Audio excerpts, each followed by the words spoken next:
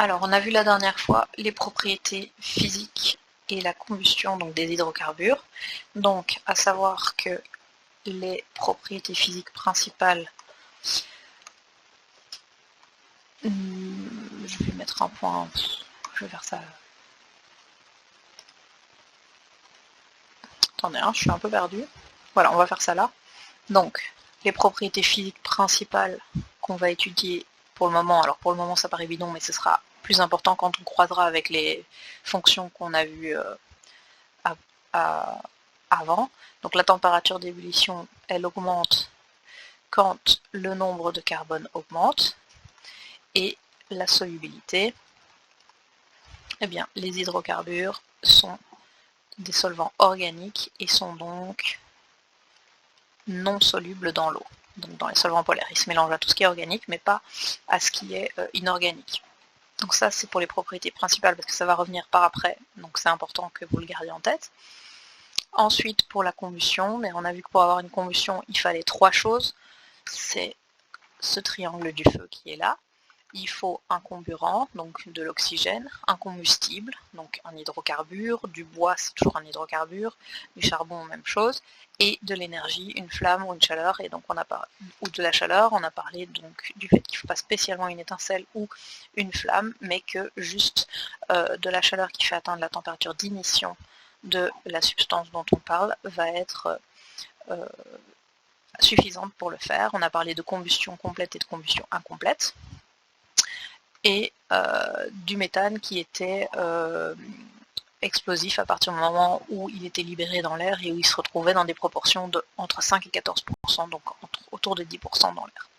Alors le pouvoir calorifique et le TPE, c'est des choses qu'on a utilisées, qu'on ne va pas réutiliser ici, qu'on a utilisées dans le chapitre de calorimétrie l'année passée, je pense, du coup, en thermo, donc avec le TPE, c'est le tonne d'équivalent pétrole. C'est une nouvelle unité d'énergie qu'on utilise surtout dans l'industrie et dans l'économie parce qu'on en utilise donc beaucoup. Donc le TPE c'est quoi? Un TPE c'est le pouvoir calorifique d'une tonne de pétrole. Donc je ne sais pas si vous imaginez quand vous mettez un petit peu d'essence dans votre voiture, ben, vous imaginez une tonne de pétrole, ben, la quantité d'énergie qu'il y a là-dedans, c'est un TPE. Donc voilà, ça c'est vraiment de la culture générale. Alors même chose, les effets thermiques des réactions chimiques, on a vu tout ça dans le cours de thermo l'année passée. Donc voilà, comme ça vous savez, c'est juste mis là. Alors les hydrocarbures au quotidien. Donc quels sont les hydrocarbures que vous connaissez et avec lesquels, ou que vous ne connaissez pas, mais que pourtant vous manipulez tous les jours. Donc clairement vous les utilisez tous les jours parce que vous vous chauffez tous les jours, vous venez en voiture à l'école, vous faites à manger de temps en temps, ou vos parents vous font à manger en tout cas. Donc vous utilisez des hydrocarbures vraiment tous les jours d'office. Alors vous en utilisez pour l'énergie, mais vous n'en utilisez pas que pour l'énergie, parce que par exemple, si vous regardez vos vêtements, les étiquettes de vos vêtements, vous avez sûrement des vêtements en polystyrène ou voilà, dans plein de matériaux qui sont en fait des plastiques ou des dérivés de plastique ou des dérivés donc du pétrole. Donc il y a plein de molécules. Donc les châssis en PVC, c'est des molécules qui sont issues des hydrocarbures. Les tuyaux d'évacuation des sanitaires. Les plastiques pour les plastiques de votre brosse à dents, les plastiques de vos emballages de Monsieur Propre et compagnie.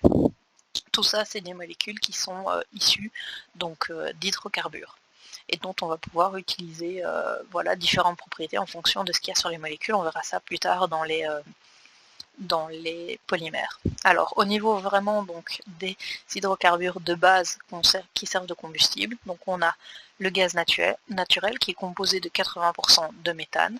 Alors on en produit donc beaucoup. Attention que c'est une ressource qui est fossile. Donc ça veut dire quoi fossile? Ça veut dire qu'on la puise dans les fossiles, dans des choses qui se sont formées il y a des millions, voire milliards d'années, et que donc c'est une matière qui est épuisable et qu'à un moment donné, on n'en aura plus. C'est pour ça que on vous bassine aujourd'hui dans les médias ou parfois à la maison ou parfois à l'école avec les sources d'énergie renouvelables que sont soit les éoliennes, les panneaux solaires, l'énergie hydraulique, toutes ces énergies qui sont des ressources qui sont renouvelables par opposé donc aux ressources fossiles.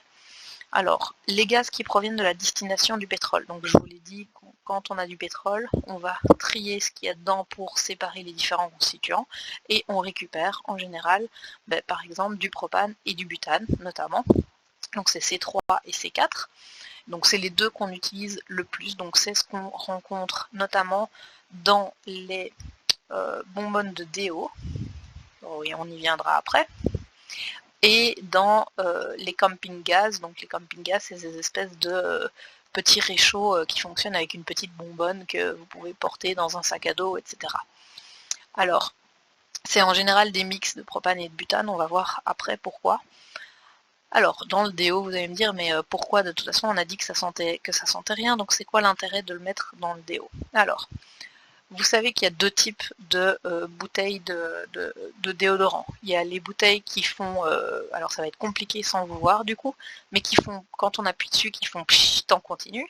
Et puis il y a des bouteilles un peu comme les bouteilles de parfum où ça fait pchit pchit et où vous avez un espèce de petit ressort qui fait comme une paille dans le liquide et qui vous met le liquide dessus. D'accord? Eh bien, les bouteilles qui font pchit en continu, quand vous appuyez sur le petit bouton, sont des bouteilles qui fonctionnent avec un propulseur gazeux. Un propulseur, c'est un truc, une substance qui va propulser le liquide à l'intérieur, d'accord, vers l'extérieur. Alors pourquoi est-ce que ça fonctionne comme ça? Parce qu'en fait, dans un déo avec un propulseur gazeux, on va mettre beaucoup moins de liquide à la fois que dans un propulseur mécanique avec un petit ressort qui fait pchit pchit pchit comme dans les bouteilles de parfum. Et donc ça permet du coup d'en mettre moins et que votre déo tienne plus longtemps. Et s'il tient plus longtemps, du coup c'est plus intéressant pour vous. Même chose, ça permet de mettre pour une même quantité de parfum que vous allez mettre à l'intérieur de la bouteille, par exemple, eh bien vous allez en utiliser vous allez l'utiliser plus longtemps pour une même quantité que l'autre. Donc ça permet du coup d'en mettre moins dans la bouteille. Alors ce propulseur, comment est-ce que ça marche? Ce gaz, donc ces deux gaz-là, ils sont gazeux à température ambiante. D'accord? Donc parce qu'on a vu que de C1 à C4, c'était gazeux à température ambiante. Donc ça veut dire que quand vous le mettez dans une bouteille, vous allez devoir le mettre sous pression pour qu'il soit liquide. Alors ça, c'est déjà un point que je ne sais plus si j'ai abordé quelque part ou pas, mais on va le faire maintenant. Donc, si, oui, justement. Donc je l'ai abordé dans la distillation du pétrole. Donc, quand on a fait PV égale nRT, et qu'on a vu que la température d'ébullition augmentait quand la pression augmente, c'est la même chose dans une bouteille. Donc ça veut dire que ici, si on prend le propane, sa température d'ébullition est de moins 42 à température ambiante et pression atmosphérique. Donc ça veut dire que si j'augmente la pression, ok, je vais pouvoir augmenter sa température d'ébullition. Donc ça veut dire quoi? Ça veut dire qu'il ne sera plus, sa température d'ébullition sera plus de moins 42, elle sera j'en sais rien moi, moins 25, moins 3, 5 ou 10. Donc vous augmentez sa température d'ébullition, donc ça veut dire que c'est un gaz qui va passer à l'état liquide à température ambiante. Donc quand vous le mettez sous pression, ce gaz devient liquide parce que vous faites augmenter sa température d'ébullition.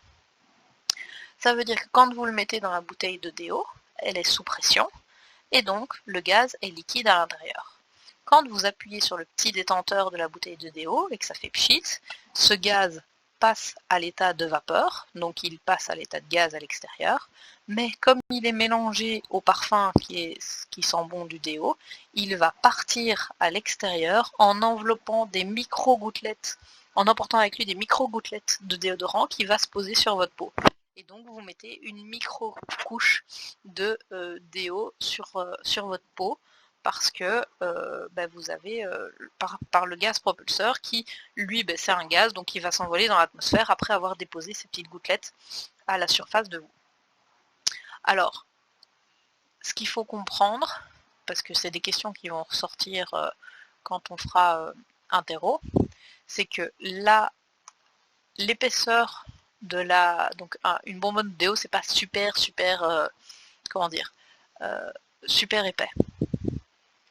Donc c'est C3H8 et c'est C4H10. Sa température d'ébullition à pression atmosphérique, c'est moins 42. La température d'ébullition de l'autre, c'est moins 0,5, je pense. Ouais. Température d'ébullition, moins 0,5 degrés Celsius. Donc, si vous allez devoir mettre les deux sous pression pour pouvoir les faire passer à l'état liquide, d'accord, vous allez devoir mettre une pression plus grande pour le C3 que pour le C4. Alors pourquoi? Parce que si par exemple vous voulez vous arranger pour que votre gaz il ait une température d'ébullition qui soit de, on va dire, 40 degrés. En Belgique, il fait rarement plus que 40 degrés. Donc ça veut dire qu'il faut que j'augmente la pression, parce que PV est égal à nRT. Donc si la température d'ébullition du gaz doit augmenter, il faut que j'augmente la pression aussi. Pour passer de moins 0,5 jusqu'à 40, j'ai une augmentation de 39,5 degrés. Par contre, pour passer de moins 42 à 40, j'ai une augmentation de 82 degrés. Donc ça veut dire que ici, le saut que je fais ici est beaucoup plus petit que le saut que je fais là. Donc la pression ici va être plus petite par rapport à la pression ici qui va être très élevée. Mais si vous mettez quelque chose sous pression, plus cette pression va être élevée, plus le contenant dans lequel vous mettez cette chose sous pression va devoir être résistant. Donc ça veut dire que ici on va avoir par exemple une bonbonne avec des parois qui vont être épaisses, et ici on aura plutôt des contenants où les parois seront fines. Donc ce qui se passe en général, c'est qu'on fait des mélanges des deux parfois pour pouvoir avoir un juste milieu, pas des parois qui sont trop fines parce que si votre bonbonne tombe par terre par exemple, ça pourrait exploser, et pas des bonbonnes qui soient trop épaisses non plus parce que sinon vous ne pouvez pas les transporter. Donc ça c'est ce qui est pourquoi on met donc les gaz sous pression. Et donc c'est pour cette raison-là que dans un briquet, vous avez du gaz qui est liquide. Donc c'est un peu idiot de dire ah ben dans mon briquet j'ai du gaz, mais pourtant c'est ce que vous avez quand vous ouvrez votre briquet, c'est bien du gaz qui s'en échappe et pourtant à l'intérieur il est liquide. Donc pourquoi est-ce qu'il est liquide? Parce qu'il a été mis sous pression. C'est pour ça que si vous claquez votre briquet sur le sol, il va exploser sous l'effet de la pression à l'intérieur qui va se relâcher. Et donc voilà, donc ces deux gaz, on les utilise, donc propane et butane, donc dans les camping-gaz ou les bonbonnes de déo. Donc voilà, alors le LPG c'est ce qu'on utilise pour les voitures, donc c'est un mélange d'alcanes, et donc c'est du gaz. Donc vous avez sûrement vu déjà des voitures au LPG qui sont donc interdites dans les parkings souterrains pour les risques d'explosion, même si techniquement il n'y a pas vraiment de risque d'explosion, mais bon voilà. Donc c'est utilisé comme ça. Et alors on a un troisième truc, qui est du gaz qui provient de la digestion anaérobie de la biomasse. Vous allez me dire, mais qu'est-ce que c'est que ça? Alors, anaérobie, c'est en absence d'oxygène. Donc aérobie, c'est avec de l'air, avec de l'oxygène. Anaérobie, ça veut dire du grec a privatif, en absence d'oxygène. De la biomasse, en gros, c'est quoi? C'est tout plein de matières qui sont vivantes ou qui l'étaient. Donc en gros, en général, pour résumer la situation, c'est en général des excréments, donc soit de vaches, soit de chevaux, soit de cochons, bref, des excréments, donc des industries alimentaires qui ont des élevages intensifs, donc en très grand nombre en tout cas de bestiaux quelconques, qui font des cacas en gros. Et alors le gaz qui provient de ça, eh bien en gros, ça permet de produire du méthane. Donc la réaction, c'est de la biomasse, donc on a des caca en gros, qu'on fait digérer en absence d'oxygène par certaines bactéries, qui vont le transformer en CH4. Ça, c'est le même CH4 que celui que vous avez dans vos cuisines. Et ce CH4, eh bien cette fois-ci, c'est du CH4 qui est cette fois par contre renouvelable. Pourquoi? Parce que c'est du CH4 qui n'est pas fossile, il a été fabriqué avec quelque chose qu'on va pouvoir recycler. Donc c'est intéressant d'un point de vue écologique. Alors, le but c'est de produire du méthane et donc de pouvoir l'utiliser localement. Donc en général, les gens, enfin les industries qui font ça, réutilisent leur propre méthane pour pouvoir chauffer les étables ou la ferme ou l'usine qui est à côté. Et ça permet de gérer des quantités de déchets organiques, parce que j'en sais rien, quand vous avez un élevage avec plus de 10 000 vaches, ça fait beaucoup de déchets organiques. Alors le problème, donc ça s'appelle en gros, c'est de la biométhanisation. Le problème en général, c'est que ça demande beaucoup d'investissement au point de vue mise en œuvre pour peu de rendement, et c'est pour ça que ce n'est pas encore super utilisé ou répandu.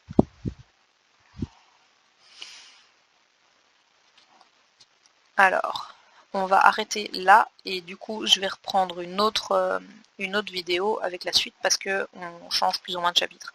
Mais donc ce que vous devez retenir au point de vue de l'utilité donc des hydrocarbures, vous retenez que ce sont donc principalement des combustibles, parce qu'on verra à quoi servent les autres, notamment dans les polymères par après, donc des combustibles, qu'il y en a de différents types, donc il y a les liquides, genre c'est tout ce qui est essence, kérosène par exemple, les solides, le charbon, et les dérivés gazeux, et que dans les dérivés gazeux, on en voit 4 principalement, donc le LPG, le propane et le butane, parce que ça c'est ceux que vous allez pouvoir utiliser ou que vous pourriez utiliser si vous allez par exemple en camping ou si vous utilisez du déo. Et le premier c'est le méthane que d'office vous utilisez tous les jours.